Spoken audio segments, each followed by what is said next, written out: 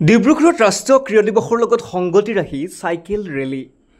কিংবদন্তি হকী খেলুৱৈ মেজৰ ধ্যানচান্দৰ জন্মবাৰ্ষিকীৰ লগত সংগতি ৰাখি ডিব্ৰুগড় জিলা ক্ৰীড়া কাৰ্যালয়ৰ আৰু জিলা প্ৰশাসনৰ উদ্যোগত ৰাষ্ট্ৰীয় ক্ৰীড়া দিৱসৰ লগত সংগতি ৰাখি আজি চাইকেল ৰেলী উলিওৱা হয়।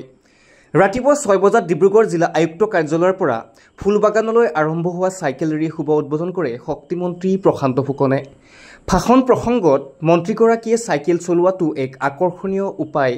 ই এক ব্যায়াম যাৰ দ্বাৰা চাইকেল স্বকীয়তা, দীৰ্ঘায়ু আৰু বহুমুখিতা, পৰিবহণ, পৰিৱেশ পৰিচালনা আৰু স্বাস্থ্যৰ বাবে এক সহজ, সুলভ আৰু নিৰ্ভৰযোগ্য আৰু পাৰিপাৰ্শ্বিকভাৱে উপযুক্ত বহনক্ষম উপায় হিচাপে গণ্য কৰে। গতিকে সকলোকে চাইকেল চলাবলৈ ৰাইজলৈ আহ্বান জনায়। জিলাখনৰ বহুকেইখন বিদ্যালয়ৰ ছাত্ৰ-ছাত্ৰীৰ লগতে কেন্দ্ৰীয় সংৰক্ষিত বাহিনী জোৱানৰ লগতে বহু সংখ্যক স্থানীয় ৰাইজে ৰেলীত অংশগ্ৰহণ কৰে। আয়ুক্তৰ কাৰ্যালয়ৰ চৌহদৰ পৰা আৰম্ভ কৰিব লোৱা নেশ্যনেল স্পৰ্টছ ডেৰ সামৰণি অনুষ্ঠান চাইকেল চলোৱাৰ যি অভ্যাস, এই অভ্যাসত মোৰ সৈতে উপস্থিত থকা জিলা ক্ৰীড়া বিষয়া, লগতে আমাৰ CRPFৰ ছেকেণ্ড ইন কামান আৰু কেইবাজন বিষয়াৰ সৈতে ইয়াত উপস্থিত থকা কাৰ্যকৰ্তাসকল আৰু ইয়াত চাইক্লিং কৰা সকলোকে মোৰ ফালৰ পৰা মই শুভেচ্ছা জ্ঞাপন কৰিছোঁ। নেশ্যনেল স্পৰ্টছ ডে হিচাপে আমি ধ্যানচান্দৰ তেখেতক আমি আজি সদায় স্মৰণ কৰিছোঁ।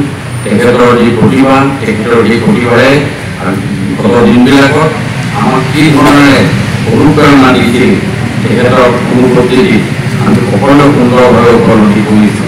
আজিৰ ডেটত চাইকেল চলোৱা, আজিৰ ডেটত চাইকেলৰ লগত শৰীৰৰ নিবিড় সম্বন্ধ সকলো সুন্দৰভাৱে উপলব্ধি কৰিছে।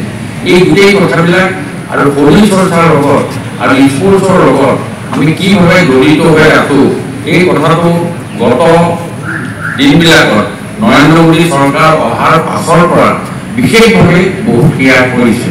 এই কথাটো আপোনালোকে সকলোৱে জানে যে এই কথাবিলাকৰ লগতে আমি সময়ে সময়ে আমাৰ যিবিলাক অনুষ্ঠান আমি স্পৰ্টছৰ লগত ৰিলেটেড কথাবিলাকৰ ওপৰত আমি যথেষ্ট গুৰুত্ব দিয়াৰ ব্যৱস্থা কৰিছোঁ।